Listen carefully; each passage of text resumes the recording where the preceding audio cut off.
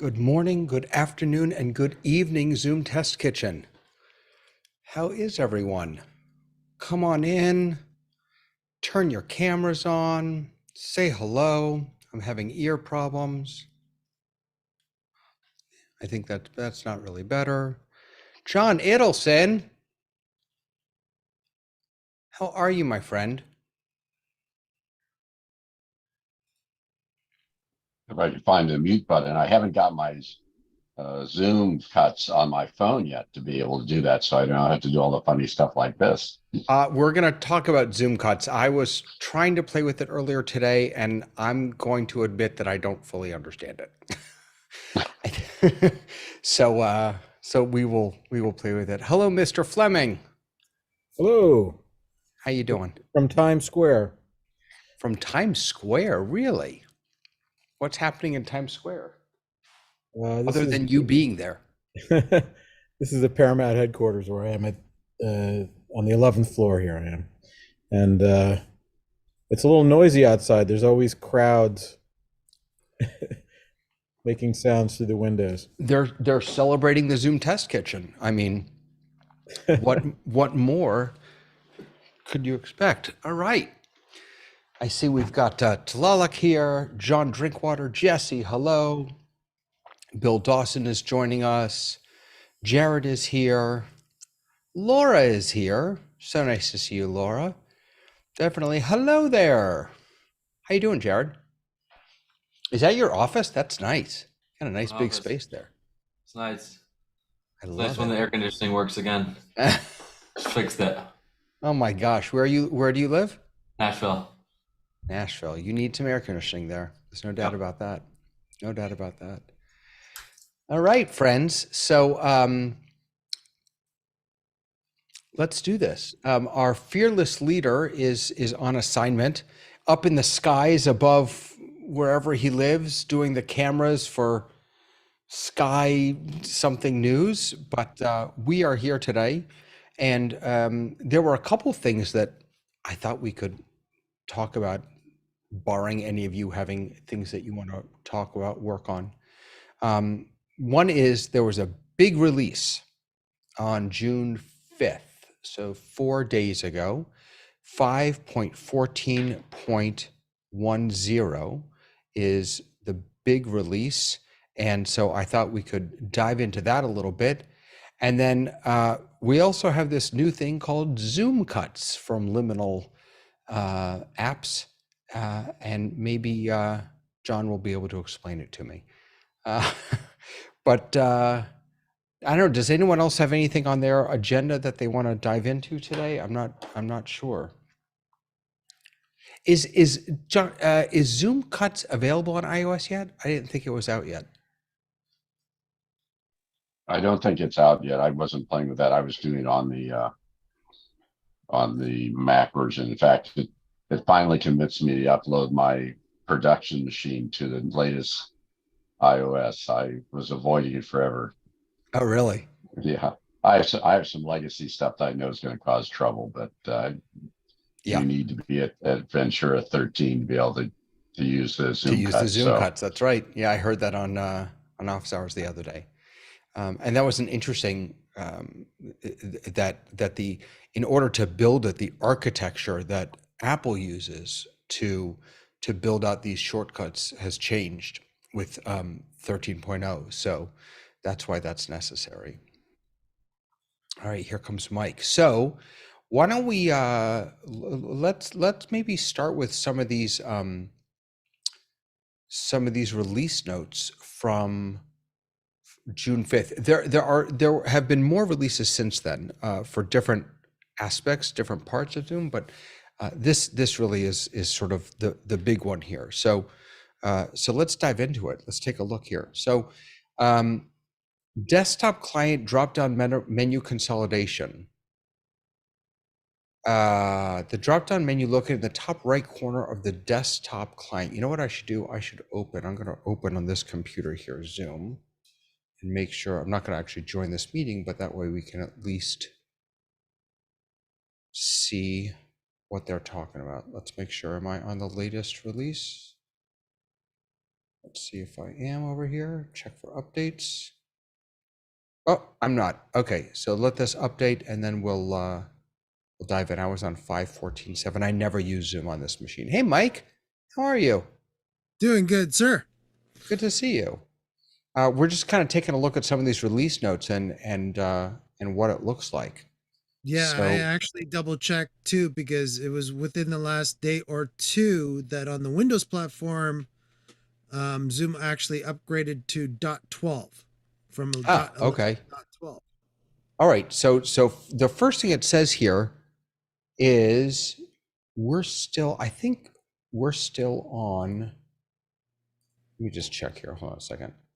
5.14.10. No, we're still on Mac. We're still on 5.14.10. All right. So the drop down menu in the top right corner of the desktop client, I assume that means this guy here, and that it's been streamlined. It looks like it says here. It has to consolidate the various options. Non-essential items are removed. Some options access through submenus. The order of the options. The option to switch between portrait and landscape views, will be removed, although it's still accessible. Is this what it's talking about? It must be. Yeah. I assume that's because this is the menu up here, I assume. Okay. Very nice. Show meeting control setting. The always show meeting control setting is permanently available in the client, regardless of whether it's enabled in the web portal. That's interesting. I didn't realize that it wasn't. I thought it was always here. Where is it? Where's that setting? I know it's in here, isn't it?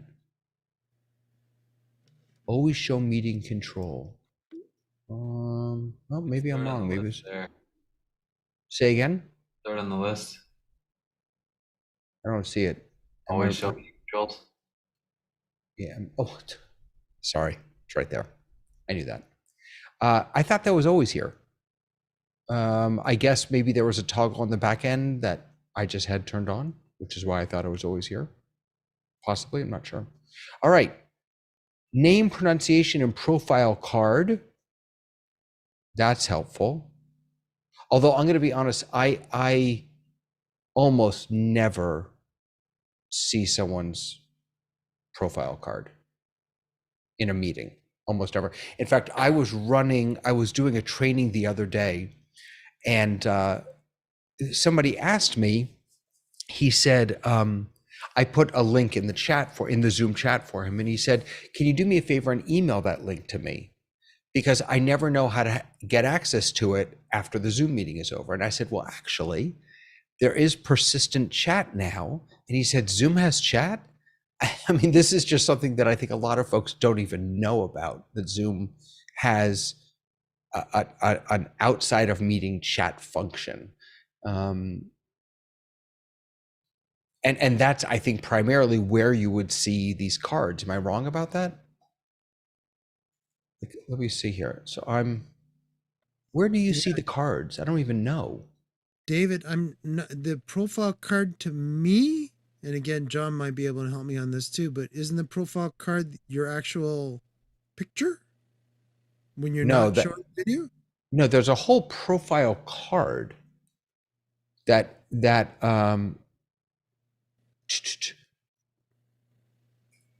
me open up, because I believe you can see it in chat. By the way, Mike, I'm going to make you a co-host if that's okay. Sure. All right, let's see here, because we have lots of people coming in, and Yep, I'll let them in. All right, let's see here. So team chat. So if I go into team chat, I'll show this to everyone in just a second. I just want to make sure that I'm not showing anything that I shouldn't. All right, Andy probably won't mind if I show his, right? All right, so here is, I'll show Andy's. So here's the card. You can see it kind of right. I don't want to move my mouse too much, but it's there we go. It's right here. So you've got home, the contact information, chat, meet. He doesn't have his name there, the pronunciation, but presumably it goes up there. This is the chat card that I think they're referring to. What I don't know is how you access that inside a meeting. Like, how do you? I don't quite get how you see that in a meeting. If I hover, if you hover over, well, no. All right, if I hover over myself in the chat, in the meeting chat, so here I am, I'm in the meeting chat. Let me just clean this up a little bit, sorry. But hey, Lois. So this is the meeting chat, and here's the participants panel. All right, so if I hover over myself, I get my participants card. Home, contact, there it is. Okay, if I hover over someone else, I'm not seeing anything. If I hover over you in, I guess, look at this. Maybe Dave, you there's all a just couple don't have things it. that you need for the cards to show. It has Wait, to be say that one either more a pro. time. If you want the cards to show, it has to either be a pro, a business, or an enterprise account. Oh, I see, because there you go. So Tlalak has his card. Here's the other machine I've gotten here. Does anyone else have so Tom, or I also wonder if it's a matter of you just haven't set it up in the back end. Well, it does have to be enabled. Right. I mean, presumably, John, you have a pro or business account, but you don't have your card here. Well, and I'm not in my normal setup. I'm a long Right. involved story, but Yeah. Does each individual have to create their own card? I think you have a card. I think you have a card, period. I'm not, it's not clear to me that you may have to fill it out with information, but let me open up, let's go to Zoom on the back end and let's see what this is all about. Zoom.us. All right, let's get rid of this. I'm going to log in to one of my other accounts. Yeah, we'll do this one. And there's Zoom meeting summary with IQ, which I haven't done yet. All right, so here is profile. See, I think it just creates your profile on with the information that you put in here. I don't know if there's a way to. It's a difference in terms of whether you've added it as a contact. So again, if an enterprise account and people establish those cards, people in enterprise see it. But if you're an external participant, you won't see anything other than their name unless you add them to your contacts. And then in your contact list in the Zoom client where you see contacts, then they have to accept. You have to add them as a contact. If they accept that, then that contact card gets put into your contact list. Gotcha. So it's interesting. It seems to me that Zoom, ever since November, even before November, when Zoom started integrating mail and calendar and all those other things, Zoom wants us to live in the Zoom client, have our contacts there, I would argue that 99% of those that use Zoom do not live in the client. That's not where they keep they may access their Google Calendar from there, but so it's quite a limitation to require to not be able to see someone's information if you are not a friend or a contact in Zoom, given that I don't think most people, I don't know that I've ever.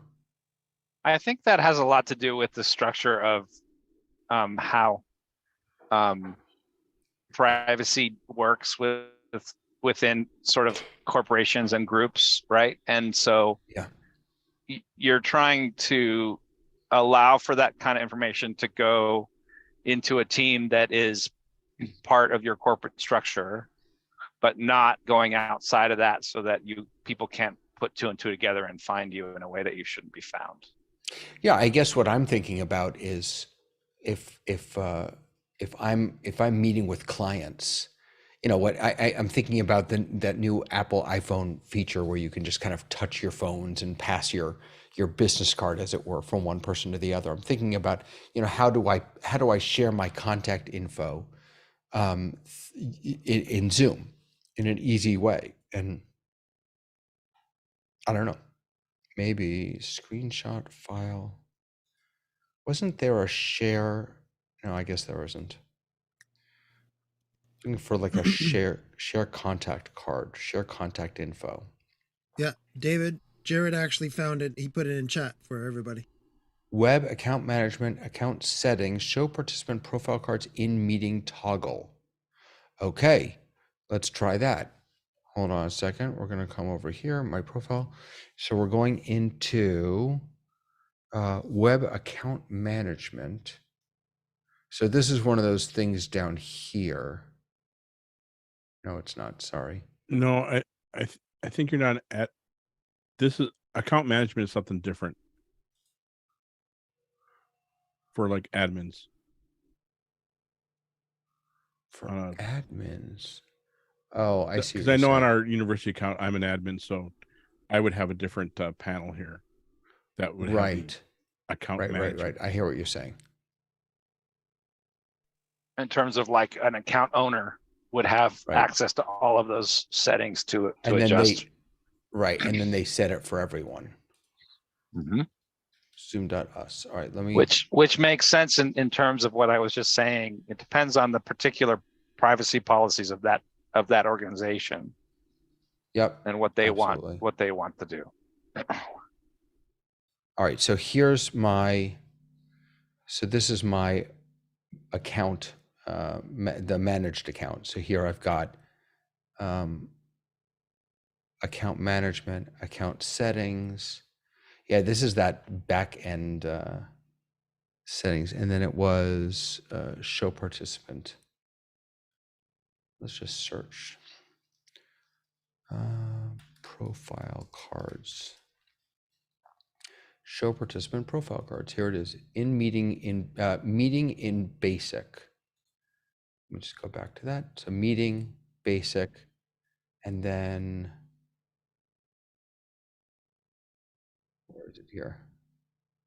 Let's go down. Meeting survey. Should I miss it again? Show invitee. Here he is.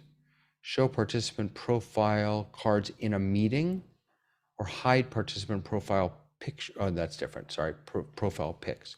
So allow participants to see other participants' profile cards in a meeting. This feature is only available with 5.11. Okay. All right. Yeah, I get on a corporate level that you would want to have control over that. That makes sense. Yeah, I have a business account and I don't have access to any of that. If you log, so I'm on a business account also. If you log in with the main business, like, do you own the business account or are you on? No, it's a big corporate one. So right. So that's why. Yeah. Gotcha. All right, cool. Boy, that was a long way to get for name helping to understand how to pronounce someone's name. And now, how do you use that card? So that's kind of what I was getting at before. I don't, because I'm not sure how I'm not sure what the use case for it is. I can give you a use case if you want. Yep. So we have these state park events where we have a number of the state park interpreters and rangers who are on the Zoom account. But then we have other participants, like members from the aquarium and from the Friends of the Park, that are not in the Zoom account, including myself, because I have my own account. And we regularly, when we do these special events like World Ocean Day, we have to do a Google sheet that has the contact information, the names, the emails, and the phone numbers.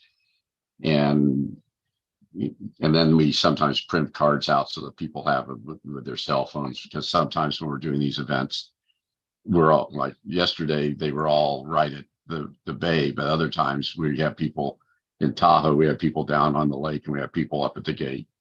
And there's just one less thing that we have to do now, because when we establish a project, we have a persistent whiteboard now. So we have notes to be able to go to for that group. So they're, and in many ways, we were in Zoom all the time. So it was, and before we were using Google Docs for that, and Google Docs are not as secure. And where we ran into problems is that because we're doing private phone numbers and private emails, we fix it so people, had to get permission. But a lot of the people that we have 2 Google accounts, and we would give them permission for one. So then they would try to get to that to be able to reach somebody, and then they had to get permission for their other one. And so this takes care of that. So a lot of things that we would have gone to a Google Sheet and a Google spreadsheet and a Google Doc, now we handle with a persistent whiteboard and these cards. Do you imagine, John, do you imagine, or anyone, Zoom, they added the persistent whiteboard, they added mail, they added contacts, they added calendar. Do you imagine them adding a Google Docs type of offering? I'm not allowed to imagine anything. Oh, you're not allowed to imagine anything. I mean, that would be interesting. That would be a whiteboard for me is not the same as a shared doc. I can understand how you could use it in similar ways, but I don't know, that could be compelling, I think. Yeah, I mean, the whiteboard is clearly not a ongoing doc, but again, what we ended up doing is that we did have a planning doc. We have a run of event, particularly when we're with divers, we have a diver safety officer, we have the superintendent of that park. We have a lot of moving parts. We have Right. Stan, the audio man, who comes in on his own truck, and what we ended up on the whiteboard was actually cutting him, sort of a running timeline of the show. So we knew what part of the program we were in. We had a separate one for the actual program, but where we were in the event and what was the next part of the event that was happening, which means you didn't have to go running to the Google Doc to see it. You could just go to so it's, for me, it becomes valuable when you have people who are in many different things. When I need to do work with people that are in the Microsoft ecosystem, it's hard to get into that, and it's even harder to get out of it. And so this gives this group more control over how they share information, but also make it less onerous that we don't have to make up a call sheet every time we're doing something, because if we're all friends and we're all in the Zoom chat. Right. And I could see a world in the future where now with Zoom Cuts, you could start to build documents inside of an ecosystem, that could come from a meeting in a way that's pretty seamless, possibly. So it's kind of an interesting thought. Dan Huber is saying that in the marketplace, you can add Google Drive and then create Google Docs in Zoom chat. I did not know that. That's really interesting because I live in Google. I wonder, well. Could you translate or explain that? I don't understand what it means. Google Drive? In the marketplace, does that mean the world, or is the marketplace a particular program? No, there is, if you go to marketplace.zoom.us, here, I'll bring it up for us. I think there's a marketplace in other, like Facebook and Google and stuff too. Oh, I'm sure there is, yeah. So this is the marketplace.zoom.us. If you, and this is where you can add apps to your account. Like I imagine, I wonder if it's in here actually, if Zoom, what was it called again? Zoom, I have it up here somewhere. Can't remember the name now. Zoom Cuts. For some reason, I'm constantly getting that. That's an individual. No, that's app individual. that runs its own Yeah. There's Zoom a client. Google Drive right there. Yeah, so Right, right, so you could install Drive. There's Google Of course, Drive. your admin on your account will have to approve it, but Right. if you're the admin, but then it gives you a in the chat window right here, so you can create a spreadsheet, create a document, or just share something from your Google Drive. Let me see if I have this installed. I don't have this installed. Ugh, I'm embarrassed. All right, installing now. Now let's see what this looks like. Hold on a second. So, all right, it says everything looks good. Happy Zooming. Thank you very much. So now, if I take you here into this guy, I go into chat. Let's do a new chat. And there it is right at the bottom there is my new little Google Drive. So I can create Google Docs, create Google Sheet, create Google Slides, share from, and I assume that this will just open up. Oh my goodness, wait a second. This is not just opening a browser. I mean, here it opened a browser, that I know, but wait, I have too many things going on here, sorry. Sign in, I gotta do that. Yes, give that permission. I wonder if this is gonna, okay, confirm. Oh my goodness, look at this. It's not opening in a separate, it's not opening a browser. Zoom, Google Drive, test doc. Let's see what happens now. Create. Now is it going to open up in a browser? Yeah, now it opens up in a browser. Okay. But now presumably this document, if I now close this, well, all right, now we'll close it. And there it is. So now it's right there. And anybody who's in this chat, actually, I probably have to send it to someone soon. First, I don't really know anyone in here, so I'll send it to, well, whatever. All right, so that's where it lives. Google Drive right there. Hey, Marty. Hello there. Hi, David. Did you just say that's supposed to be showing up in chat? Because I haven't seen anything in chat. Yes, so when you add it from the marketplace, so this is the marketplace. In our meetings chat, is it coming? Is that what you're talking about when you say chat? No. We're talking about Zoom chat. So not meeting chat. So Zoom the contacts thing. Okay. Correct. Although it's an interesting question. Is there a way? I wonder if, so I added this to my account. I wonder if I were to start a meeting, would that app live in meeting chat also, not just Zoom chat?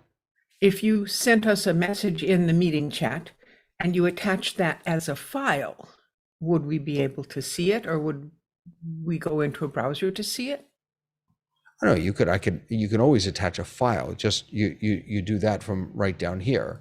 I could click on this and share a file, or if I wanted to use Google, Google Drive, I could just put the link in. But having it embedded in, that's what this is doing over here, right? So if I click on this, I can create a new. Let's share from Google Drive actually. me actually, do I know any of you on I wonder if John, You know me. You can friend me if you want. I don't think though I'm connected to, see, this is part of the problem. Oh yeah, I don't think we're connected. You know, this is like, I want to write you guys and I don't know how to do it. Name or email address. All Hey, right. David, I Does- think we are connected Yeah. because of some of the work we were doing on Zoom. I'm ISO typing beta. you in here. No? No, look at that. Interesting. Maybe a different account. Yeah. If someone wants to give me their email address, I'll put that in. I'll hide it while I'm doing it. Birdingwithlois@gmail.com. Okay, well, so much for hiding it. Hey, that's out in the public. That's the public one. Okay, so there's that. And now I'm going to create a Google Doc and I'll call it Hi Lois.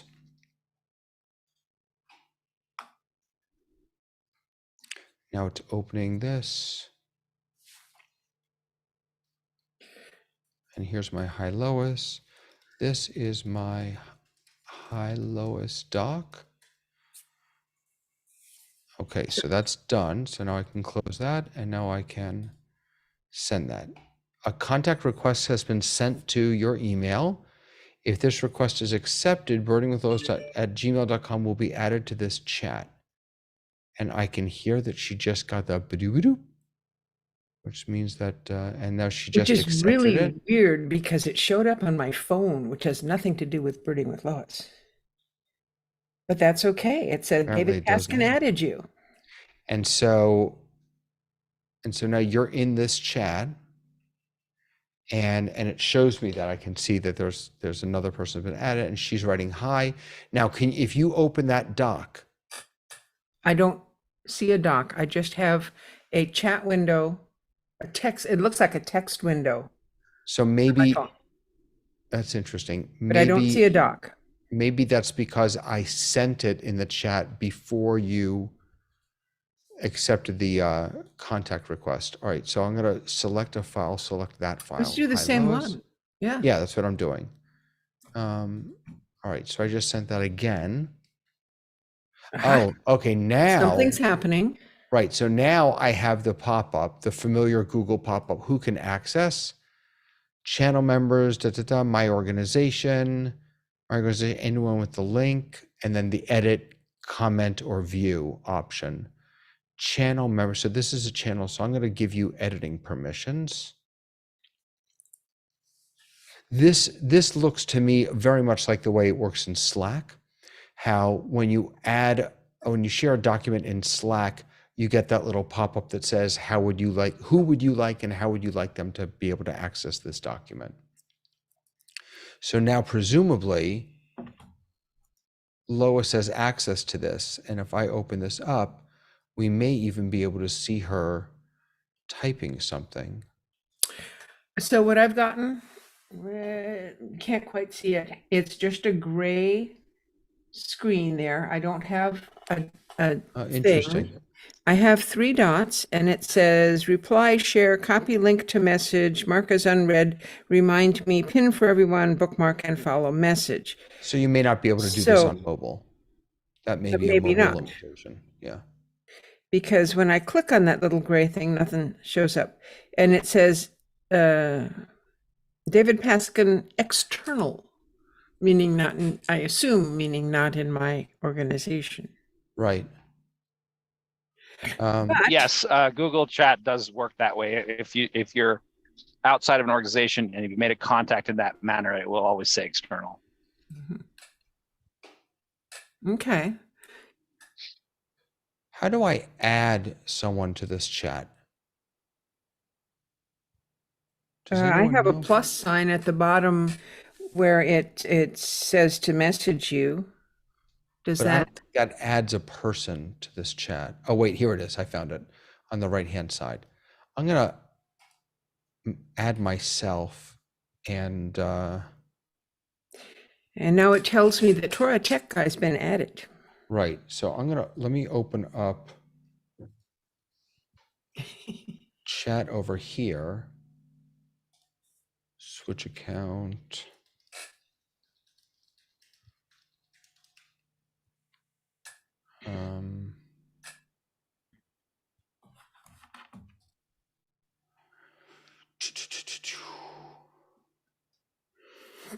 All right.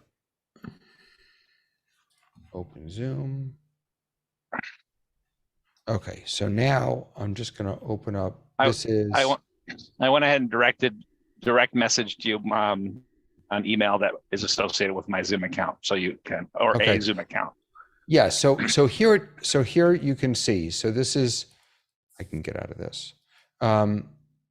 So I added myself on another account to this chat, and so you can see here that I had on the desktop, I have access to these documents. If I click on it, it'll open it up for me. Oops, sorry, I meant to go to Zoom. So that must be a mobile limitation, Lois. Not being able to see it. I can see your text there, and we can chat like I that. assume that my text goes to both of you. Yes. So it does. Yep. Just like regular chat does. It may be that it's waiting to see a Google Docs or a Google Sheets app in that mobile device, and that's why it's not working. That's interesting that it might need the actual app. Okay. All right. I suppose I could go to the computer and try getting No, it. it's okay. It's all right. It's okay because I opened it up so we can see. Sorry, Marty, did you want to jump in? Just about adding these cloud documents within Zoom, and you went through the apps, Zoom apps. I think I found a way to do that without using the Zoom apps through integrations. So I mentioned this in the chat. By going into admin and advanced and integration, you can add in things like, I'm waiting for my browser to update, calendars, Google Drive, Dropbox, Box, Docs, Microsoft OneDrive, SharePoint, all kinds of other things too. And so you may not actually have to add an app to access documents.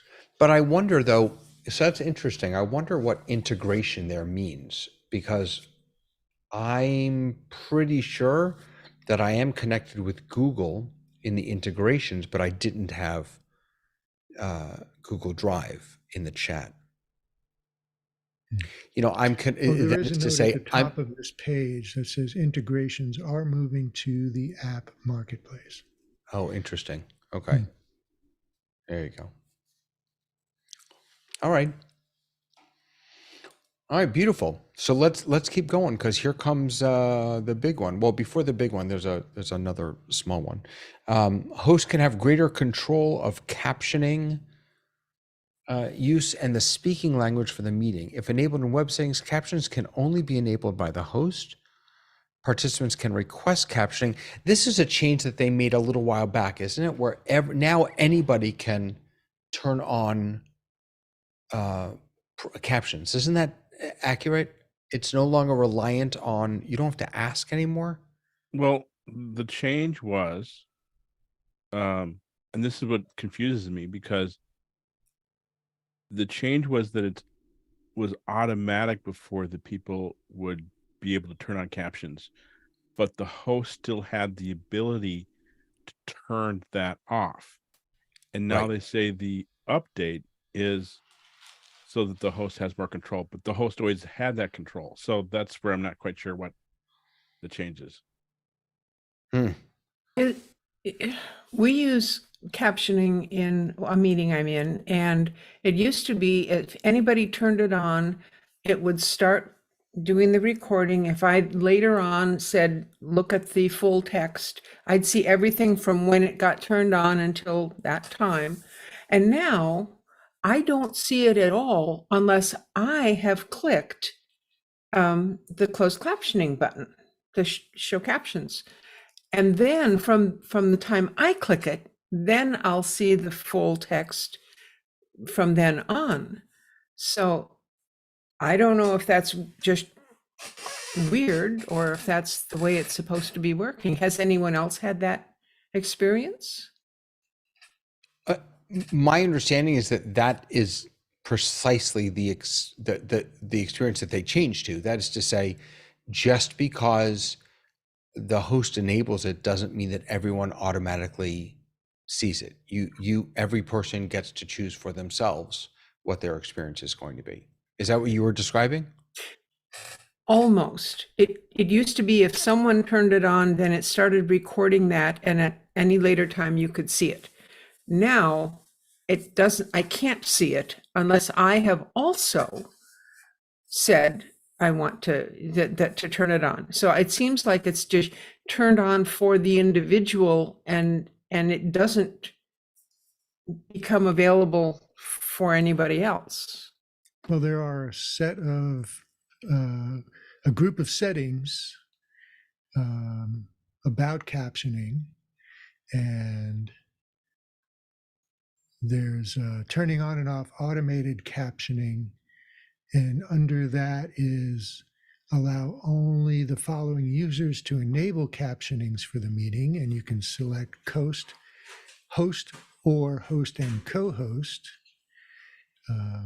Or you can turn that off, which I think would allow anybody to enable captioning.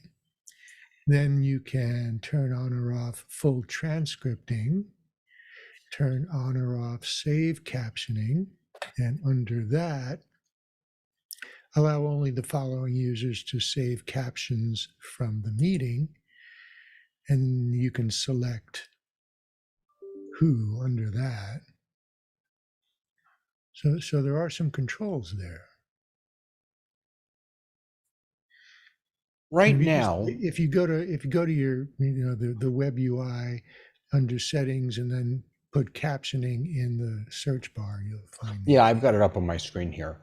Right now, okay, so I just clicked. I didn't even mean to. I just clicked on the live transcription. And by the way, just for clarity's sake, those are the same things. Am I correct about that?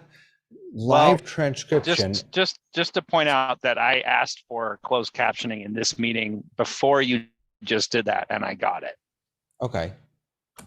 So what this does is it turns it on for me. It turns it on or off for me.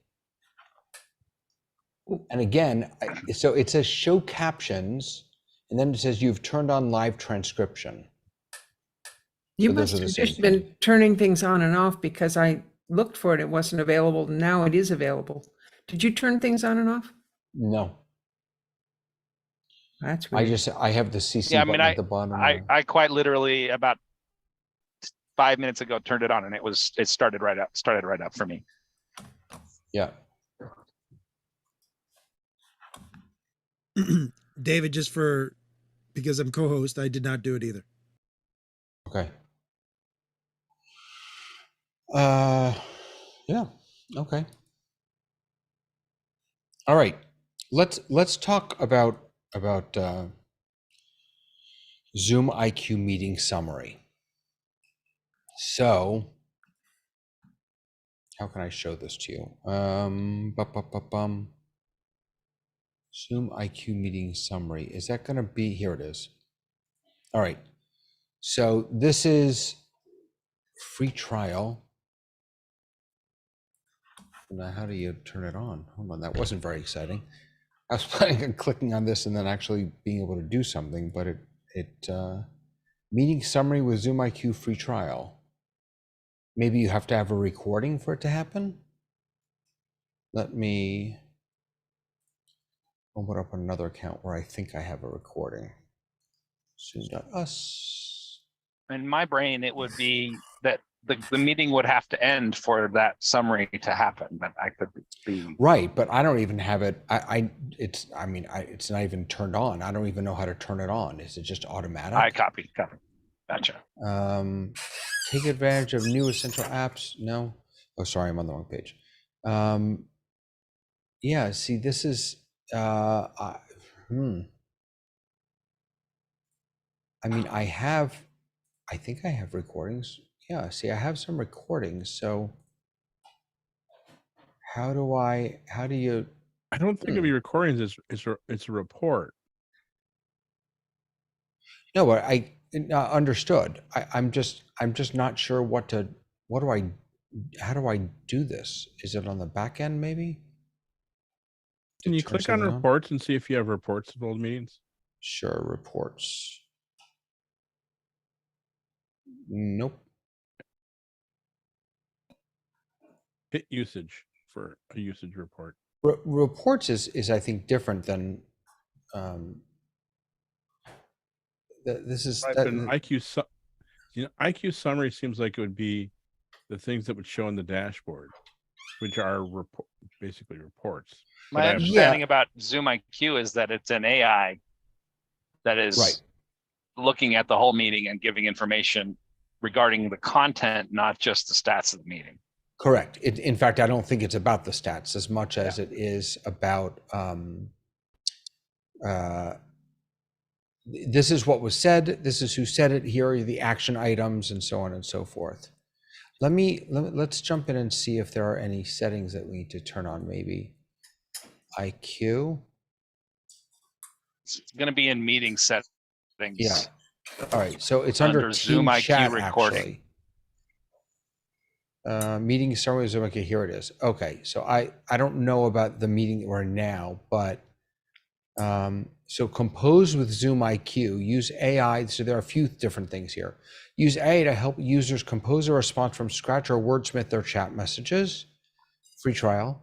Meeting summary with ZoomIQ. That's what we've been talking about here. Allow the host to generate a summary and next steps during the meeting. Summary will be automatically sent after the meeting has ended. So these are the two things. And I'm afraid to turn it on because once I turn it on and like it, I'll have to pay for it. I don't want to do that. So I'm not going to turn it on. Has anyone played with this? Does anyone know if I have not? I have used, I will say, I wonder if I can show you. I have used some of the recordings, some of the recorded features, I should say. No, this is not. Is this it? No. The the new recording, I don't know if this is part of the IQ or not, that you get the transcript on the side and you can follow along, and I'm not sure if that's meeting IQ or Zoom IQ, but that's very impressive. The advanced sort of recording features that they have to cloud recording. I know that at some point, I don't remember what the feature was, but there was one, like, to me, closed captioning and a transcript is different because a transcript says who's speaking and a closed captioning just shows the words. Well, interestingly, correct me if I'm wrong, but I think closed captioning does show who's speaking now. No, or not on mobile anyway. Okay, so on the desktop, you get the person's icon next to them. You don't get their name, but you get their icon, which was also an addition from a few months ago. That's a setting one can turn on and off, by the way. Yes. I think it's a really nice setting. I mean, I being able to see the name or the face rather, I think is fantastic. There is still the problem that if you want to copy something out of the transcript, you can highlight a section. In fact, you can highlight the whole thing, but it doesn't highlight the names. So when you do a copy and paste, you lose all the names. Wait a second. So say that one more time. When you're in. So I'm looking at view transcript that's on this. No, view transcript, closed captioning, view transcript. I'm on the side. There's all these things. It's got all the words. Right. And it says who's saying what, and there's my name, there's your name. I can copy that by, double click or triple click and get a thing. I can start in one section and I can copy all the way up, 5 or 6 sections up, but it just doesn't copy the names. All right, so here's the transcript that you're talking about. I just did it. Well, listen, it shows the names. And I'm going to copy all of this. And then I'll just pop it into a doc or something. If you hit save transcript, it'll give you the name. Oh, if you do save transcript. Okay. So wait, let's try it both ways. So I'm gonna, give me a second here. Let's do doc.new. And all right, so I just pasted it. Mm-hmm. And you're right, you do not get the names. But now I'm going to save transcript, show in Finder. And it's a text file, and you do get the names here. Good. That's good to know. Thank you for that. So save transcript versus just copying the, incidentally, you can actually see that you can't get the names because when you actually highlight everything, it just doesn't skips right highlight over the the names. names. Yep. Yeah, it just Yep. skips right over them. That's sort of interesting, actually. That's great. Good stuff. Okay. All right, so you have to have, what do you call it, turned on. Meeting IQ turned on, and I don't want to do it because I'm afraid that I'll fall in love with it. Can I jump in and ask, has anybody looked at the terms of service of ZoomIQ? I'm just wondering about the security of the information that you're sharing with this artificial intelligence. When I first read that, when I just read that, I do have to say that the fact that it's automatically sent concerns me a little bit. I don't like the idea that something is automatically sent without me having a chance. I mean, maybe I do have a chance, maybe it says, hey, I'm about to send this out, but says here, summaries emailed as well as posted to the team chat. Yeah. I don't know. I hear you on that. Yeah, I mean, once they have the information, the engine has that as part of its overall information, right? I mean, you mean Zoom may retain that? I just mean that whatever this AI is, you're taking in information that you're feeding it. What happens to that?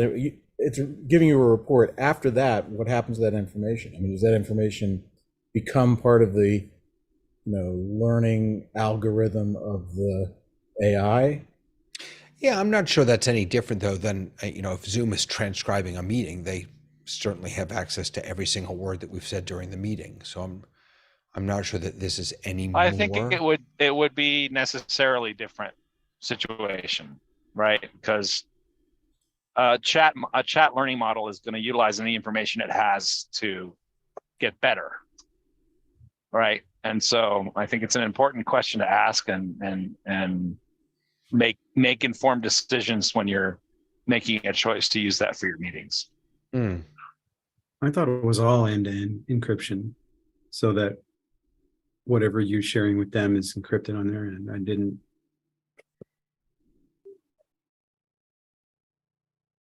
I'm not sure. I don't know. Is this something we could write them and ask about? Well, the terms of service are available. I posted a link in the chat for the explanation of what ZoomIQ is and does. And there's a link to the terms of service right there. All right, let's check that out. I'm going to look up, but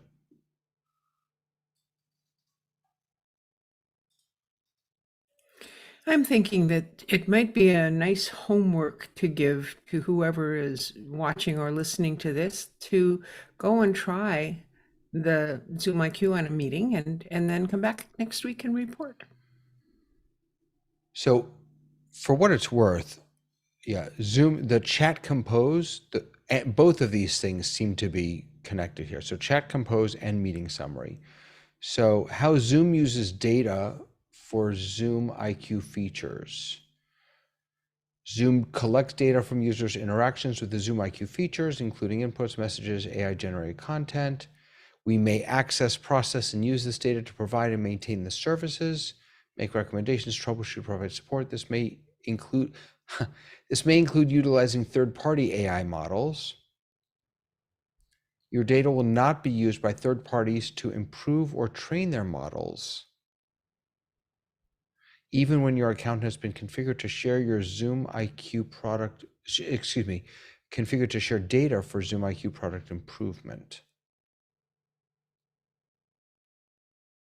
So they could use services from, say, Chat GPT, but they're not sending your data to them for them to use. I guess so, yeah. And it says it sounds as though we can choose whether or not we want to share our data for ZoomIQ product improvement, meaning within Zoom. Yeah, So there's got to be a place where you say yes or no to sharing your data there with that. It's in the next paragraph, to improve Right. ZoomIQ features. Well, AI-powered features can be valuable tools. It's important to understand the limitation. No, that's not. Here's Zoom's use of your ZoomIQ feature data when shared by your account owner or admin will include automated processing methods and may include manual review. Does that mean When shared, automated processing applies methods that utilize artificial intelligence technologies, provide predictions, Zoom may retain your data for up to 18 months for automated processing. Manual review occurs when Zoom employees or contractors working on Zoom's behalf manually review these inputs and automated responses to provide human feedback to improve accuracy and quality. Zoom may retain data for a manual review for a longer period. but notice the first part of that sentence, when shared by your account owner or admin, which sounds to me like you have a choice.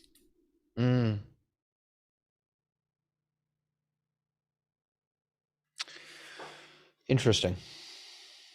Might be worthwhile looking at the terms of service item number 10 here. It talks about proprietary rights. It's kind of legalese, but you acknowledge and agree that Zoom owns all legal right, title, and interest in, and two, the trial offering, feedback, and any and all intellectual property and other property rights therein or arising therefrom, including but not limited to any and all copyrights, patents, patent applications, trade secrets, know-how, trademarks, and other rights therein, proprietary rights. Zoom hereby owns all subject matter, including all proprietary rights arising from Zoom's utilization of the content. So I don't know, it's a little, it goes on, but it's a little concerning. I think you're raising a really, really good point. And I think that if you're in an organization like that, your lawyers need to look at this and make a determination. I think you're absolutely right. I mean, I've heard an example of someone using ChatGPT and reviewing their code. And then once they put it into ChatGPT, their code was out there. I think it was somebody who worked at Samsung. They put their code into ChatGPT. Because ChatGPT can evaluate your coding, right? And then it held on to it. And it became part of its learning model, and then somehow that code got out there, even though, So I think there are definitely concerns within organizations about security in this issue. Yep. And look, bottom line is, don't turn it on. If you have those concerns, you don't have to turn it on. I am also, though, interested. When you started by talking about concerns, I was in my, sort of naivete. I was thinking about, I don't want them sending out notes before I have a chance to review it. But you're, of course, talking about something much more serious, which is, privacy and security and on a corporate level. But even on my little naive level of, I'm not sure I love the idea of this sending something out automatically without me having a chance to review it first. So I went into my account settings to enable this meeting summary, and it comes up with a checkbox. Share data with Zoom for product improvement. By keeping this box checked, you're directing Zoom to access, process, and use your participants' inputs and AI-generated content for the purpose of Zoom IQ product improvement, including model training. This data will only be used by Zoom and not by third parties for product improvement. If you'd prefer not to share your participants' data for Zoom IQ product improvement, uncheck this box. And then there are links to learn more and to the trial of service. So you do. So have there the you go. option. You were right, Lois. Yeah. Yeah. It's all optional, it sounds like. Mhm. Fantastic. And there's you can separately turn on Compose with Zoom, which relates to wordsmithing chat messages, meeting summary with Zoom IQ. Those are separate switches, and you can separately choose to share the data with Zoom or not for improvement. Great. So, David, the thing you said about it's going to automatically send this out at the end of the meeting, that's only going to the people you have designated as the people to receive this thing. It's the people on your team, isn't it? Not everyone in the meeting, but just the people you've set on your team. Is that right? Right. So it says here that the ability to receive the meeting summary can be restricted to the host alone, the host along with users on their same account, or extended to all attendees of the meeting, including invitees outside of the organization. So you could choose to only send it to yourself until And you then review it, forward it. and Right. then That just sort of defeats the, well, I mean, look, we'll have to play with it. I wonder if there's a, I would love for it to say, hey, your write-up is ready, take a peek, and then there's a button that says, okie dokie, send it out.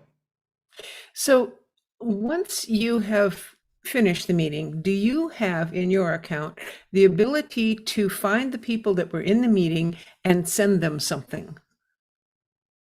So my use case of Zoom, I never schedule meetings. That's not true. People schedule meetings with me, but I never add individuals to meetings. I have the same PMI, the same personal meeting identifier, whatever that stands for, and I use it for every meeting. And I created just a link from my website, tortaka.com/Zoom, and that just brings you right into it. So when I'm in a meeting with folks, it's kind of whoever shows up. I just share that link. So I don't really use that, and maybe that's why the whole contacts piece really didn't jump out as exciting to me, because I just don't add people to Zoom meetings in that way. I don't know if that makes any sense, but. So then if you wanted to review it, you would then not be able to send it to the folks who are in the meeting. But if you Right. didn't review it, you could have it automatically sent to everybody. I And guess my so. question is Yeah. then, when it's being sent, how does it get to them? So it says here, it looks like it's email, it gets emailed, and it becomes a part of the persistent chat. That's what it looks like. Persistent chat for your PMI? From the meeting.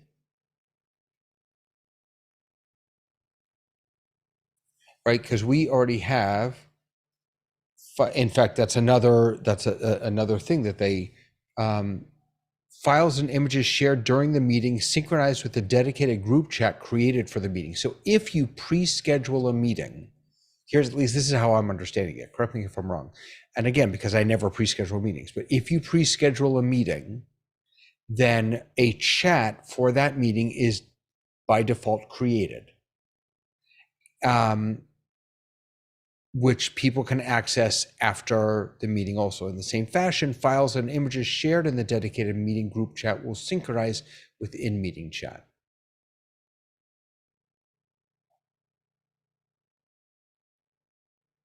I don't, this chat composed with Zoom IQ, I don't see any value in this at all. I don't, like, now, like, I need AI to write my chat messages. I mean, goodness gracious, can't I just do that?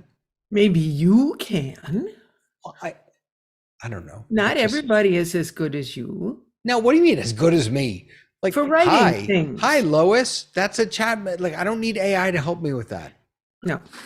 Writing a paper, okay, I get that. I don't know. It just, I worry sometimes that we're dumbing ourselves down, and like, I think Zoom IQ for wrapping up a meeting, that makes a lot of sense with next steps and who said what and the main ideas covered. That makes a lot of sense. But I don't know, just chat composed with Zoom IQ. I'm not really sure that I see any value in that. I got to say, I was wondering the same thing. Given that chats are very short messages, how long would it take to like create a prompt, tell Right. IQ what you want it to say, and give it the input and the example and the tone and expression, and configure before it spits something out? I could have already written it. Right. It's going to take more time to craft the prompt for the AI. No, I'm sure that it's not about crafting responses. If I had to guess, and again, I don't have it turned on, but if I had to guess, you'd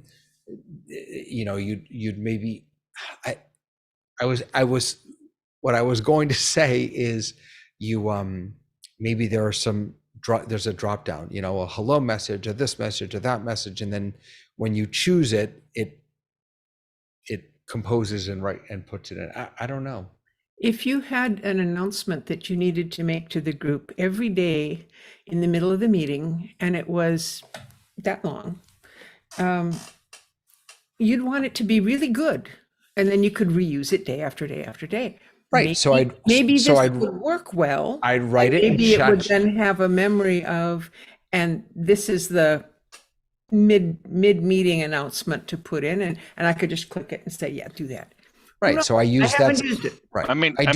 That's what I use ZoomOSC for. I pre-write messages, chat messages. I put them in. They're on a Stream Deck. I press a button. They're sent out. Yeah, it's exactly. Let me flip this on its head, David. Is every piece of text that's ever been written to you something that you thought was good enough? No, but again, I remember years ago, someone was railing about chat in general, and this was maybe 20 years ago, and just really struggling with the idea of text messaging and chat in that way, because their concern is that children were not learning how to write anymore. Right? It was all emojis and thumbs, and the argument made back was that chat, or texting in that story, is not a form of writing. It's a form of speech. And so that has always stuck with me, that this idea that when we send a quick chat or a quick IM or DM or any M, what we're not, that's where people don't pay attention to periods and all that other stuff. And my kids make fun of me because I'm obsessive about grammar. And so I have a period and a comma exactly where it's supposed to be in every chat message that I send. But it's not a form of writing. It's a form of spoken word. So I don't need it to be perfect. And I don't know, that just, to me, that feels like the whole point, that it's not. And now I don't have to type the letter U to say you, or the letter R. I don't have to use these fingers to do that. I just push the little microphone button. I speak what I want to say, comma, and if it's too long, comma, I add a period at the end, period, exclamation point, new line. So you you can get really complex and well scripted, but if you don't know the language that well, or you're not good at spelling or whatever, you might be more comfortable having someone or No, something fair enough. Yeah, confirm that your message is going to be good. fair enough. As an aside, by the way, why are these what are they called? The listening tools, that the transcription tools. Why can't they figure out where the commas and the periods should go? Why do we have to say comma and period? We don't have to anymore. The transcription, not the dictation tools Dictation. have Thank you. gotten much better, and will actually notice where you're pausing. Now, Right. you shouldn't just use a comma in place of a pause. That's not good grammar, but they're much better than they were. It used to be you had to put in all of those punctuations because it didn't have that capability, but now it does. So try it. Get out your iPhone and I'll have to dictate try it something because without Siri, I com- think Siri dictation, I think still requires. Maybe I'm wrong. I thought it still required all that punctuation. I mean, it seems like a relatively simple thing. For goodness sakes, if it can know But- how to spell words, it could figure out the grammar. The punctuation makes a difference. Remember the title of that book, Eat, Right. Leaves, and Shoots. Right. Thank you for that. Yeah, All right. you're putting those commas, yeah. Yeah, David, I actually had a hypothetical thought about this as well, which was basically the chat IQ I would envision being similar to what Google currently does. If you're actually doing an actual email, you'll see that Google will already help finish the sentence. Oh, you mean the what's it called? Auto fill. Presumptions. Just Yeah. text. Yeah. So basically, if you say, I'm looking forward, then all of a sudden Google will say, hearing from you soon. It'll actually, Interesting. then you just tab, right? So I'm thinking it might be more like that. I'm not saying it is because I don't know, but it's just That makes hypothetical. sense. Yep. Maybe that's it. All right, folks, can we jump to Zoom cuts? Because I don't get it. Let's cut there instead. Let's cut to to Zoom. Zoom cuts. So for those people who don't know, Liminal last week, Liminal, which is now a part of Zoom, that makes ZoomOSC and ZoomISO, released something called Zoom Cuts, Apple shortcuts for Zoom on Mac OS. So this is a separate Zoom client, which I actually have on this computer, so I should be able to open it up for us. I do, there it is. So this is a separate Zoom client with, I have to say, a nice logo. I really like that logo. Let me go ahead and sign in here. I'll let you in when you're ready, Dave. No, I'm not joining this meeting. Oh, okay. Thank you though. So, all right. So here's the app. It actually looks much more like ZoomISO or ZoomOSC to me, to my eye, than the vanilla Zoom app. Let me see. I can actually bring up ZoomOSC so we can just kind of compare. Here we go. So this is ZoomOSC, the latest ZoomOSC, and this right here is Zoom Cuts. Rumor has it ZoomOSC is getting a nice update soon, I hope. ZoomISO got one, and now we have Zoom Cuts. I'm waiting for my ZoomOSC update. All right, so what's nice about this and what ZoomOSC is missing is you've got the, I'm sorry? Oh. Yeah, just got- a recommendation to update to 1.02 for cuts. Is this not, am I not updated here? Check for updates. Sorry, I updated on my other machine and not this one. Apologies. Updating now. Okay. So this will presumably, it will just, I guess, replace the one? All right. All right, let's go ahead and install that. Where did you get the program? Liminalet.com. The same place where you get Zoom ISO or ZoomOSC. So you don't go through your normal Apple store to get it, huh? You do not, no. All right, so I've now updated and installed the new one. So let's go ahead and open it again. And yes, I want to open it. Hold on a second, open on the other screen. There we go. While David's doing that, I put it in chat for everybody. Amazing. Thank you so much. Okay, so here it, ooh, the icons changed. Those are nice icons. All right, so we've got settings, join, personal meeting, PMI. So if you join, you can, this is the traditional sort of login that we've seen, meeting ID, at least from ZoomISO, ZoomOSC. I have to say, this I love. I was asking, I don't remember how long ago, but a while back, I was asking, is there a way to join a Zoom meeting when you don't have the meeting ID and the password, and you don't want to try and decode it from the URL? Is there a way to just join using the URL? This is the first place that I've seen that. There is for Windows.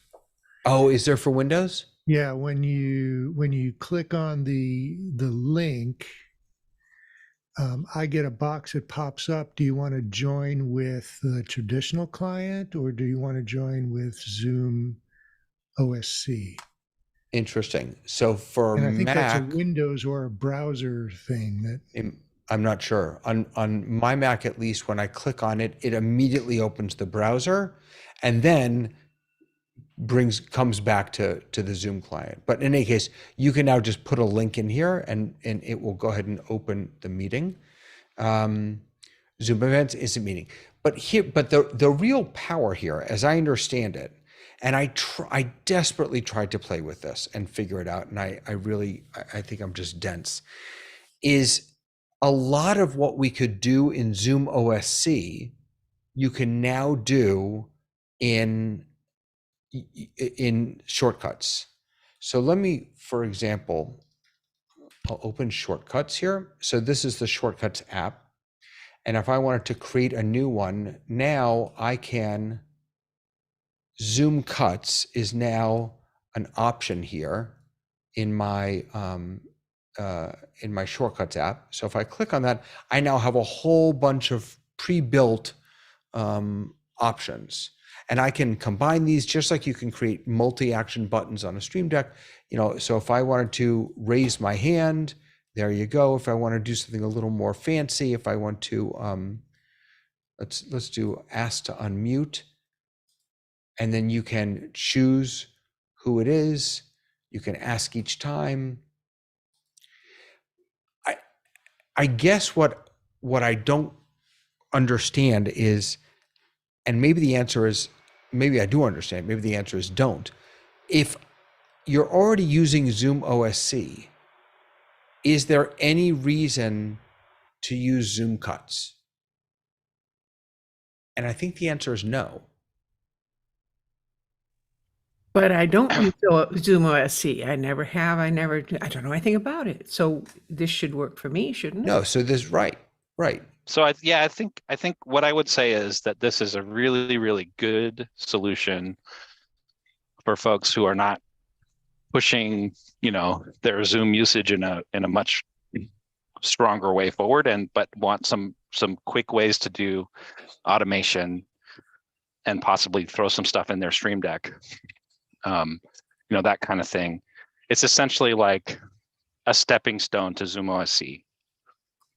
And once you start getting into logic, and once you start wanting to do things that are a little more complicated, then you may move on to Zoom OSC Essentials and then Zoom OSC Pro. Right.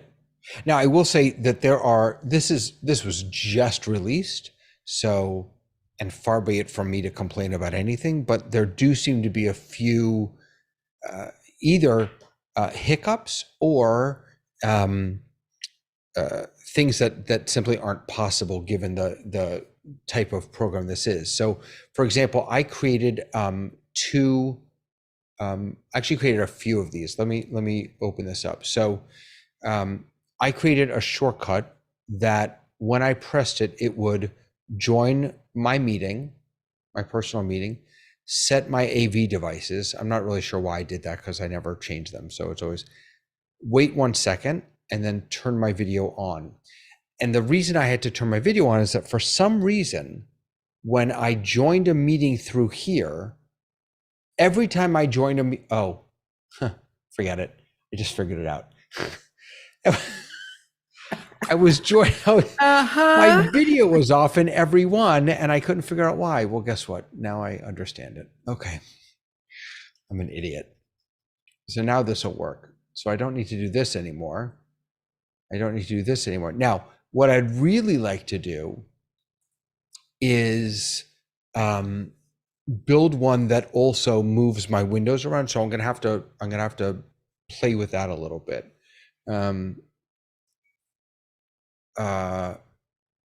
But for example, on this one, let me go back for a moment, on original sound. So I was really excited to be able to set a button on my Stream Deck to turn original sound on and off.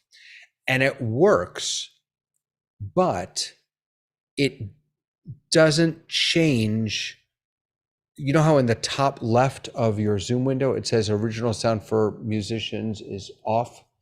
So if I press this button, I'm not even in it now, so it won't work. But if I were to press this button, it will change, it will turn it on, but that won't change. That will still say off. And then if I press the button that says turn it off, that will, so the in meeting, what I see in meeting that tells me the state of certain things is not necessarily affected by what I'm doing over here. And Andy actually sort of pointed to this in office hours yesterday morning when someone asked about using this as a way to mute or unmute as a mute toggle. And you absolutely can. That's one of the things in here. If again, I'm going to go down here to the bottom to Zoom Cuts. And then let's see, mute my audio is right here. So you can toggle mute. Unless you do this with a Stream Deck and then you create images, you're not going to know whether you've muted or unmuted yourself. And I'm not sure, again, I don't know if that will affect the icon in Zoom Cuts. So when you're using this with your Stream Deck, is Companion required to link it up, or is there a way to? No. So let me show you what's happening over here. So let me open it seems up. like they've created a way to like replicate many of the functions you can get from using a Stream Deck and Companion without having those tools. Well, yes, but, and there's a pretty big but, and I like big butts, and I cannot lie, says Sir Mix a lot. But so this is, sorry about that. So this is the button that I created for original sound, turn original sound on. And the way I did this is I used a plugin for Stream Deck called Shortcuts. I mean, that's all it is. So if you go in into the store and you search for Shortcuts, you'll see it there. It's by Sentinelite. Forgive me for mispronouncing that. Launch Shortcuts straight from your Stream Deck. So once you do that,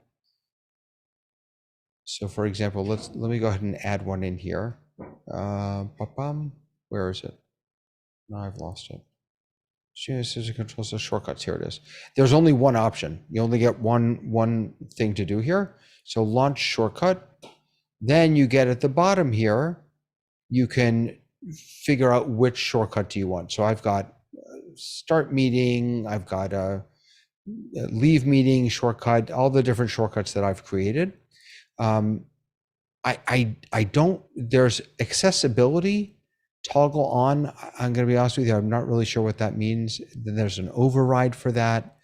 I don't fully understand all of these, but that's how you'd create the button in Stream Deck, by using this plugin and then linking it to the shortcut that you've done.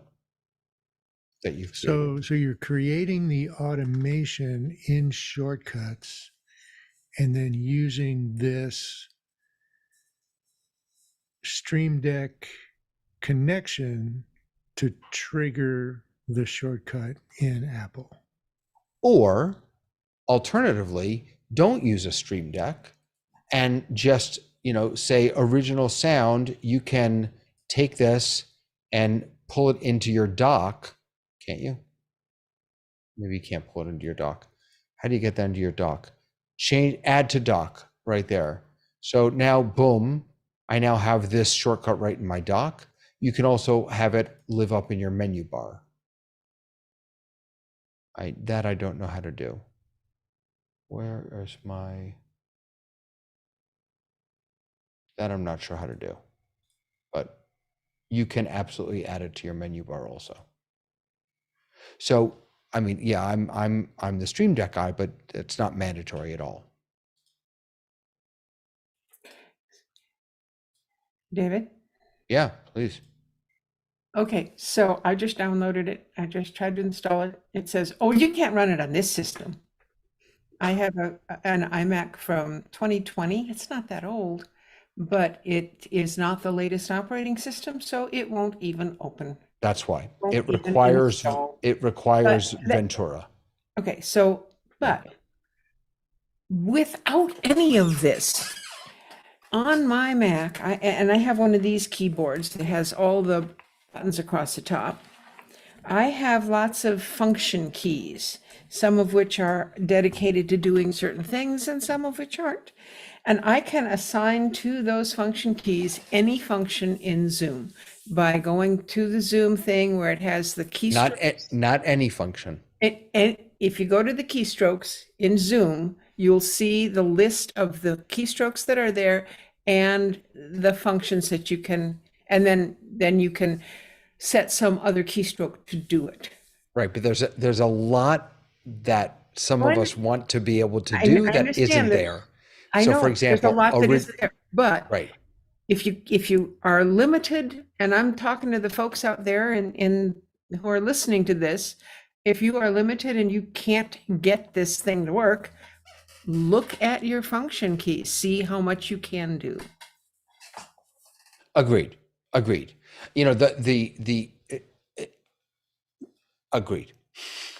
Full stop. Yeah. I mean, what I really want is a button to turn on and off original audio.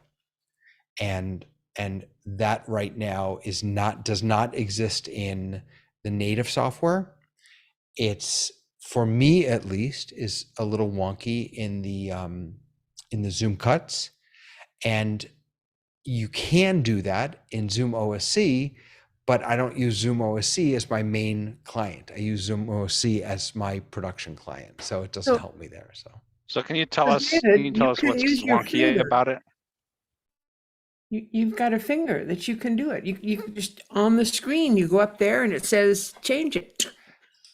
Yes, that is true. So what was wonky about it was, David, yeah. So there were a couple things I found. So one is when I started a meeting, so I have a business account. When I started a meeting in Zoom Cuts, there was functionality from my account that I didn't have access to, even though it's turned on. So for example, the Q&A in meeting, that disappeared from my meeting in Zoom Cuts. But specifically with regard to the original sound, it was that I could press a button and turn on or off original sound, but then it wouldn't show me up there in the screen that it was on or off. And so I have no way of knowing whether it's actually on or off. Does that make sense?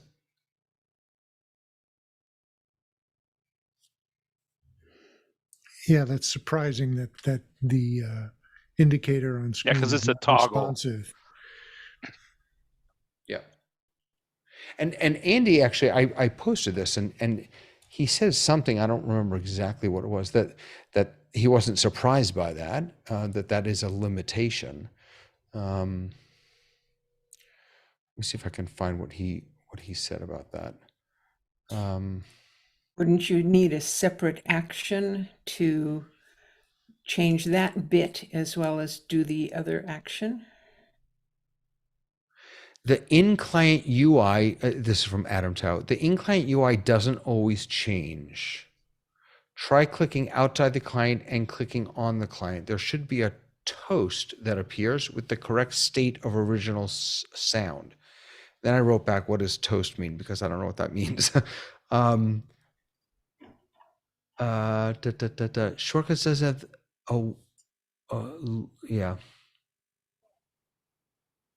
By the way, I wanted to point out that Zoom Cuts is in the Zoom Marketplace as well. Thank you. Yeah, you don't have to grab it from Liminal ET. Yeah. That's great. I think this has the potential to be incredibly powerful. In the 2 minutes that I've spent with it, which is not nearly enough time to be critical at all, I've just found a couple things that were hanging up. I've also, in fairness to the team, I have never, ever used shortcuts in my life. I've never used shortcuts. And so it's not complicated to build a shortcut at all, but you do need to, learn your way around. And I was trying to build a shortcut for to move windows around, and apparently you can't with shortcuts. There are apps, there's Rectangle, there's Magnet that will allow you to do that on the Mac, but apparently none of those interact with shortcuts. Because what I really wanted was one button that would launch the meeting, put the windows where I want them, turn on original sound, boom, boom, boom, boom, boom. So what else? Has anyone else played with it? Or am I the only guinea pig?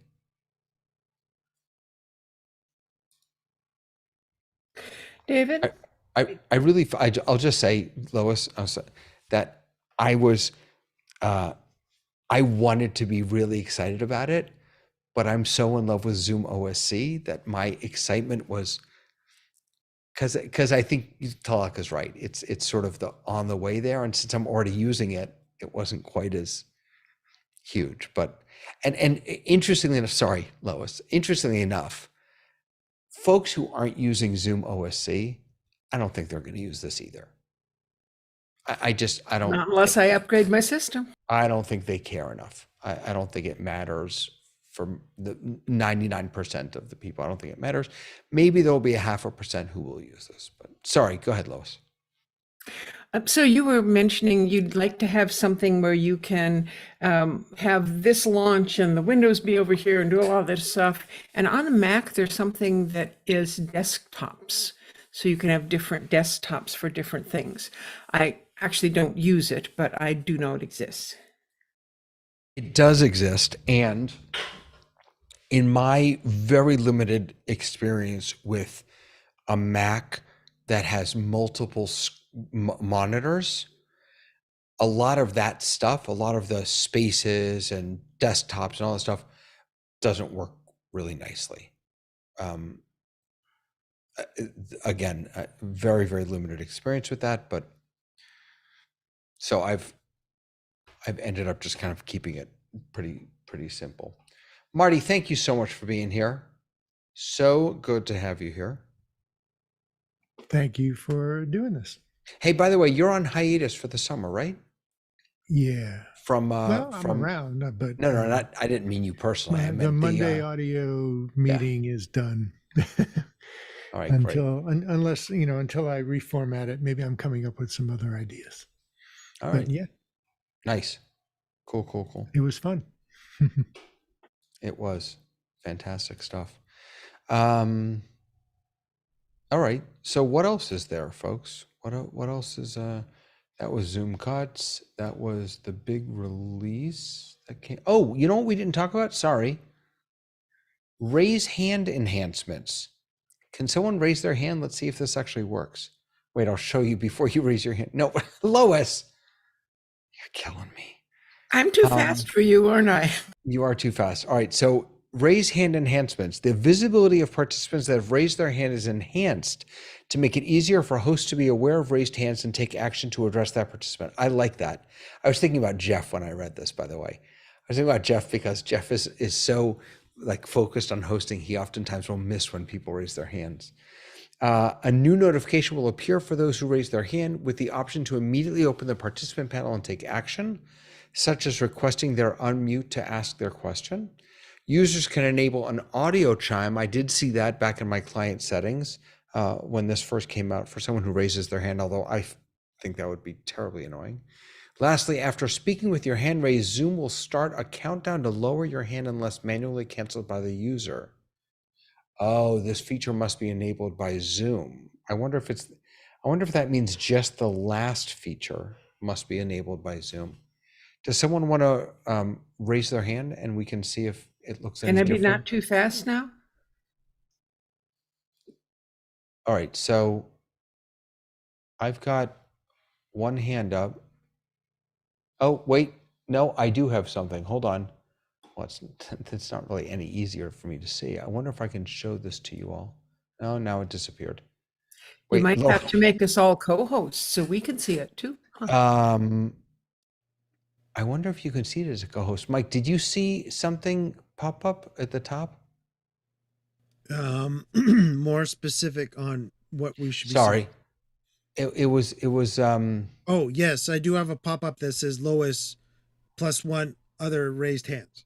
you do. So is that I wonder if that's it. Is that new? That was different for me. I noticed it when Lois put up her hand earlier that was there. Yeah, I'm gonna do me a favor if you don't mind. Put your hand down. Put your hands down, and I'm going to don't raise them yet. I'm going to ask you to raise your hands again. We're going to get a little bit of the infinity here because I'm going to share this screen. But let's see. All right, go ahead and raise your hand so you can see the pop up. So there it is, right up here.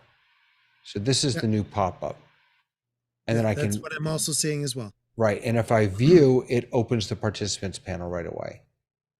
Okay, that's nice. I mean, I lowered my hand. You don't get any indication that the hand was lowered, right? You just get it that it was raised. No. Correct. Yeah, correct. But we did see that your name disappeared, and we did see that Lois's name stayed.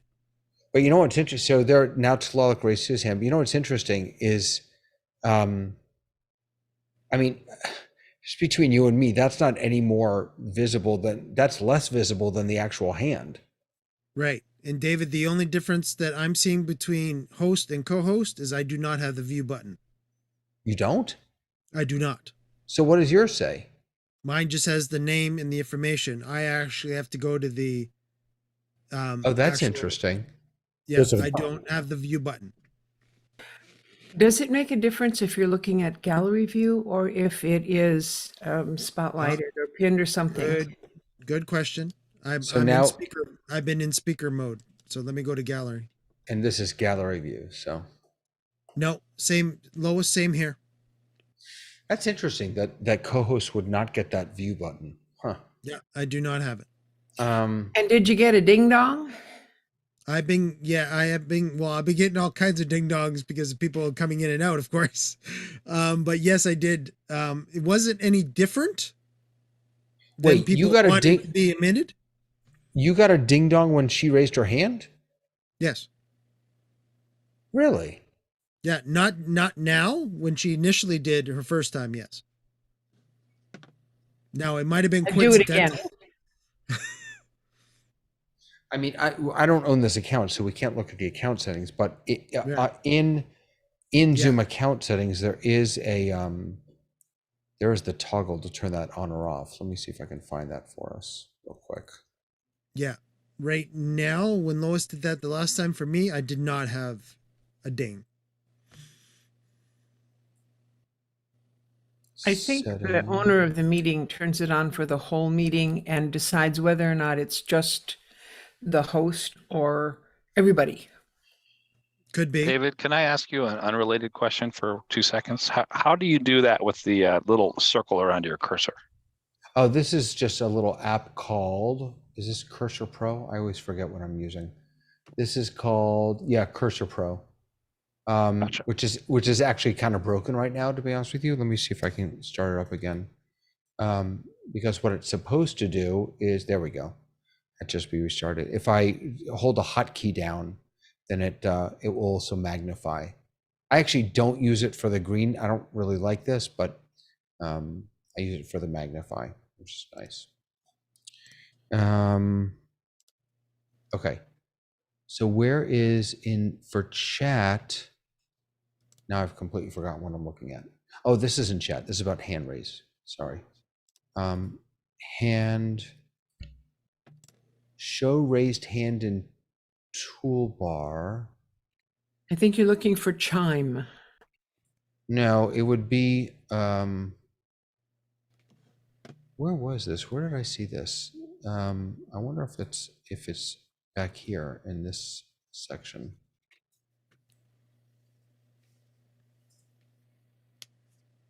Gesture recognition, meeting reactions. No, I know I saw this somewhere. Where? Maybe it's just in the app. If you find where it is for when people enter the meeting and not, you'll know what terminology they're using. All right, here are my settings. Of course, this is not my meeting, but. David, it might be an audio, maybe? Oh, you think it's an audio? Maybe.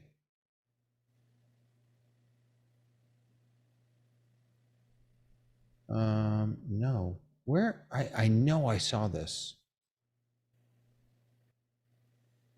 I know I saw this. Huh. Is it called doorbell? No. It's not called doorbell. Ding dong, that's it. It's called ding dong. It definitely makes that type of noise. That is for sure. Oh, here it is. Down at the bottom of general, the very, very end of general. Play audio chime when someone has raised their hand, which I turned that off. Audio chime. Ding dong sounds better. I agree. Yeah, so that's there. Oh, interesting. I do have that off too. Interesting. Yeah, I think you may have heard a chime of someone coming in and it just happened to be at the same time. Okay. Yeah. That, if I had to guess. Okay, so if I had to sort of give a score to the hand raise thing, I would say that what they added really didn't make it that much more visible, if you're asking me. But I can imagine the chime coming in handy as long as you're wearing headphones so that the chime isn't beeping in the meeting. As long as, right, it's only beeping for you. I can imagine that being helpful. Hey, Lois. So when I don't have a virtual background on, I have bookcases and they happen to be brownish shelves, beige brown, that kind of thing. I have been told so many times, we can't see that your hand is raised because it fades into the background. So I think perhaps having that little box that says somebody raise your hand might be useful. If you're in gallery view, the person moves and that should get your attention. But if you're in speaker view or have something pinned, then it might be helpful. No, you're right. This I immediately went in and changed from the cartoonish yellow of my hand raised to a more natural skin tone, and you're absolutely right. It gets lost with this kind of brown background that I have here, and so I went back to the obnoxious yellow, because that's the only one that I know will be visible. Yeah, it's a really good point. Really good point. Gotta go. See you guys next week. Bye-bye. Yeah, see you next week. Bobby Grandone. Bobby. sent me a message. You must have an ISO machine in here or something. Oh yeah, Bobby does. He has worked with Jeff on it. Because I just got a "You're up next" message when I raised my hand. Yeah. By the way, there were some of these shortcuts that they have pre-built that were really cool, like the get to know you shortcut. I mean, some of the, all I want is to turn on original sound, but there's some really fantastic stuff that you can do here. So. Question on chat. You're back. Well, I didn't quite get out the door when I heard you talk. And is there a reason that I'm not getting anything more on chat except from a long time ago, like 20 minutes ago? My hand has been up and down and up and down, and I don't have any notices saying you're up next. Have they changed that so it's only once that comes? Well, that's interesting. So maybe I don't have it turned on in mine. I'm not sure. Or maybe it's broken in mine.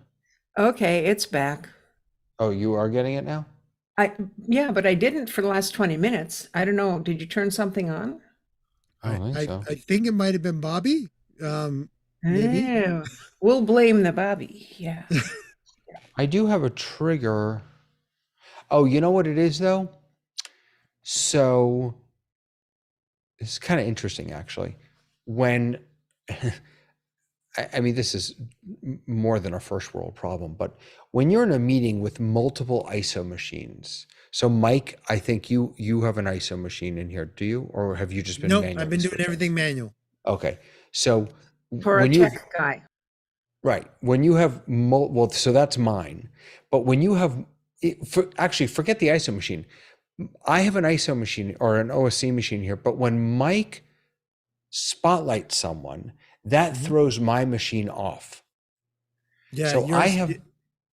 Yeah, I'm sorry. and what I've noticed too is that when you unspotlight and I've respotlit you again, the spotlight that you've been doing has actually not been working on YouTube because I'm also monitoring YouTube. So when I wanted you to actually be full screen on YouTube, the spotlight that I was doing, the spotlight for everyone manually using just the standard client, would actually make you full screen. When you actually spotlight yourself, it would not.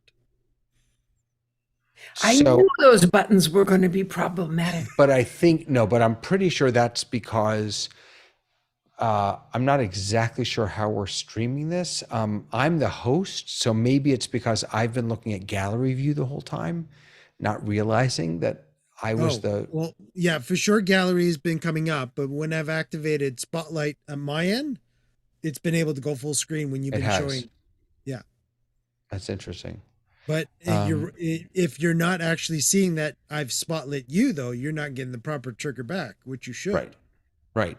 Well, and so in the OSC world, when I spotlight someone, it's set up. And incidentally, I think this is coming in an update to OSC where you don't even have to build it this way. But I have the button built in such a way that I spotlight and then it immediately changes my OSC machine, my ISO machine, back to gallery view.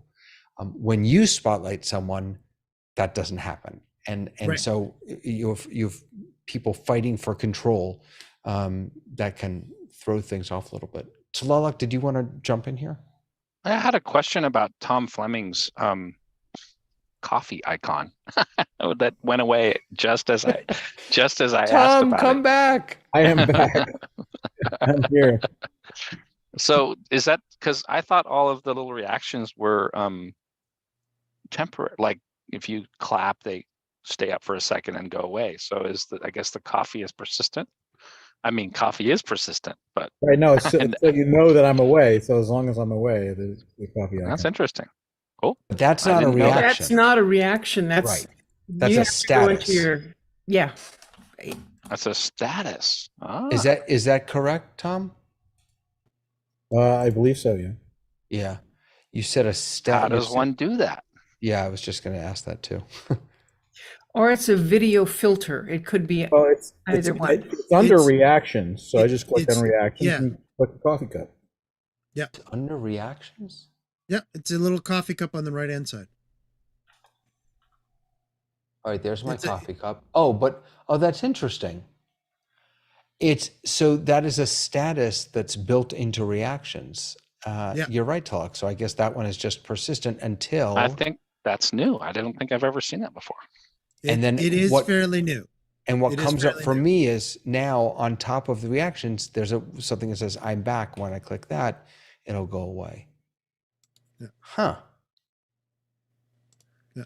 Look at that. I wonder if Yeah, there are that's a other. nice. The I'm back is a nice feature because you don't have to hunt for anything. It's right there. You just click on it. Yes. Yeah. Are there other reactions that do that? What does this one say? I can't even tell. Speed up. It just went on your screen. You're Yeah. telling the host to hurry up. That's so rude. You say that's what it said. Speed up and add double arrows. Is there a shut up Slow button? down. Is there a like stop talking, you boring? Well, again, X is officially no. Check mark is yes, and you have the opposite. You have the double arrow to the left, and that is slow down. Which Telling I the have host to up. slow down. I always slow down. Okay. Oh my But lord. outside of reactions, there's a lot that you can do with those filters. If you go to the virtual background, there's other tabs. You can make anything you want and put it up, and you don't need to have a Stream Deck or anything. Also, David, correct me if I'm wrong. There was that app we had on a few weeks ago that actually would do a graphic overlay, but it was a marketplace app. Was that Wasn't SPX actually part of the graphics? client. Was it? Sorry. Was that SPX graphics? Yes. Yeah. That also will give you, if you want. I think I actually have it. But Yeah, lower thirds and things like that. Yeah. Absolutely. Right. Yeah. And it actually had I'll be right back coffee. Oh cup yeah, that was as well. that was a really nice feature of that actually. That kind of hold screen, right? This is kind of, I have that hold screen, but they have SPX graphics has one built in, which is really nice. Yeah. Is that another thing that you can only get if you've got the latest version of everything? Or a running Poor ISO. Lois. Poor What? Lois. No, it's a question. Why bother downloading it if I can't run it? So I'll ask. No, you. I don't know what you need. Let's actually look here. You definitely need a recent version of the Zoom client. That is for sure. Yeah. Oh, I always have the latest Zoom client. It's the Mac operating system. I'm still on a 12 something instead of a 13. Right. So Over to you, this David. is. Whoops. Zoom is downloading the utilities required to run in this mode. What? I've never Dun, seen dun, this dun. before. What have you done to I don't know, but I'm downloading Zoom? something. This is from SPX Graphics. Oh God, that was a mistake. Yes. Was that a mistake? Now that's back No, here. Okay. You're still here, David. I've got Now- co-host. If you blow up, it's okay. So now, open in meeting. Okay. So now here is, okay, nothing broke, I don't think. So No, yes, so this is SPX Graphics, and if I do Could you first name, spotlight him, last please? name, Yes, again. this is weird because I am pro, and that didn't stick for some reason. You can do your logo, you can do headlines, and then here's that kind of be right back. That's cool. Which is nice, yeah. And they got And the this- right reason too. Watering the Water plants. Absolutely. Yeah. And you can customize all this stuff. So that is SPX Graphics. I don't know why it doesn't think that It's a pro for graphics. It's a graphics pro, not a Zoom pro. Right. No, Right. no, correct. This is just an app from the Zoom App Store. You don't need. Yeah, it's not an external piece of software. Yep. That you need to layer in using your favorite software. Yep. All right, folks. It is Friday evening, and I'm just hoping that everyone has a lovely weekend. And Keep breathing. keep breathing. That's my wish for Here in New everybody. York, where you don't want to breathe. But Well, I was looking, there's this wonderful map at Vantusky, and it shows air quality, and you can look at the whole world, and you can see where all of the volcanoes are spewing things out and the forest fires are going. And then I was looking at, and I found the cyclones over, it's like, oh my God. I don't know if you guys know about Ventusky, VENTUSKY.com. Great place to get weather information. Yeah. Oh, wait a New minute. York. Did I I say heard New that York out and- loud? Oh, no. I heard New York and New Jersey are getting better, though. Is that Yeah. correct? yeah, today is much better. I didn't need to wear a mask today. But it looks like there might be a plume coming over tomorrow on Saturday and then be gone. The visibility was just mind-blowingly short. You could be on the Brooklyn Heights promenade looking over the East River and not see Manhattan. I mean, it was that bad. I used to fight forest fires. I'm very familiar with smoke. Yeah, you know, the smell was prevalent too. It's amazing. It was like you were on the wrong side of the campfire.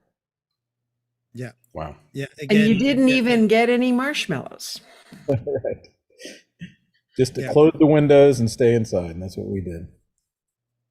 Yep. yeah, All right, friends. Yeah, and I'll vouch for us Canadians that are sending it to you. We're sorry. Oh, But- it's your fault.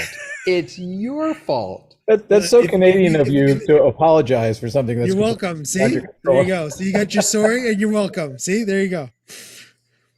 And he's not even burning the Oh fire. my God. That's right. It's actually you- north of where Are you we in are. Toronto? Yes. Yeah, So, you had it. You had it a few days ago. Last week, you were Oh, under yeah. that cloud. Yeah. I heard that. And it went to New York. Now it's off the ocean. I heard there were fires in every province. You have Yes. Yeah. Amazing. Majority of the provinces are still got it right now. BC actually just got worse. Alberta, they're keeping their eyes peeled on that. Quebec, it's still happening. Northern Ontario, which again, I'm in Southern Ontario, so we're sort of there's Central Ontario and Northern Ontario. There isn't, well, there are small ones, but nothing compared to what Quebec was sending down, which is officially what affected New York and most of the states right now. On the east side. On the west side, well, that's a different story. So you would have had more, that would have been more Chicago would have got it, Minnesota would have got it from more Alberta, BC, because again, the way the wind. And the winds are such that it's not going to hit California at all because No. right now the wind pattern is it's coming in and up California, not down. Yeah, and again, if it worse comes to worse, again BC is probably is still having it, and again because of the way that the wind blows off of the Pacific, Mhm. it won't go down to California, but it'll Nope. come to Alberta, and it'll probably go. What would be next? I guess I'm trying to think of the state that would Well, probably get it the and- most. I know for sure. I know Illinois did for sure, and so did A Minnesota. month from now, when California starts burning, we'll ship our winds to you. It's nice that Yes. we're all sharing. Oh yeah, that's what I'm Zoom's all gonna, I'm about. gonna call it on this forest fire, dumpster fire of a Zoom test kitchen. And thank Jeff for letting us hang out today in his absence. And have a lovely, lovely weekend, everyone. We'll see you all next time. Every Friday, come join us. Bye, guys.